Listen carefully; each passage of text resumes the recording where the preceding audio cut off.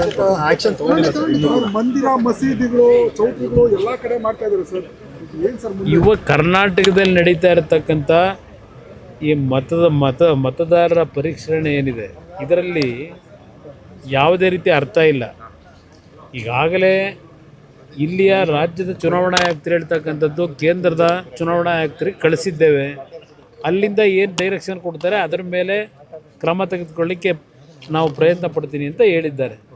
ಒಂದು ಕಡೆ ಈಗ ಆಗಿರತಕ್ಕಂಥ ಪ್ರಕ್ರಿಯೆಯನ್ನು ಸಂಪೂರ್ಣವಾಗಿ ರದ್ದುಗೊಳಿಸಬೇಕು ಅಂತಕ್ಕಂಥದ್ದು ನಮ್ಮ ಒಂದು ಆಗ್ರಹ ಇದೆ. ನಾನು ಸಾಧ್ಯ ಆದರೆ ನಾಡಿದ್ದು ಡೆಲ್ಲಿಗೆ ಹೋಗ್ತೀನಿ.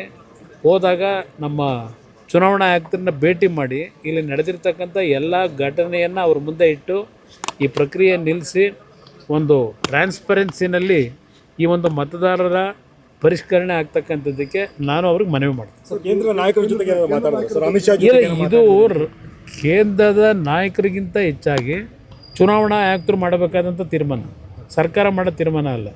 ಅದರಿಂದ ಚುನಾವಣಾ ಆಯುಕ್ತರಿಗೆ ಚರ್ಚೆ ಮಾಡಿ.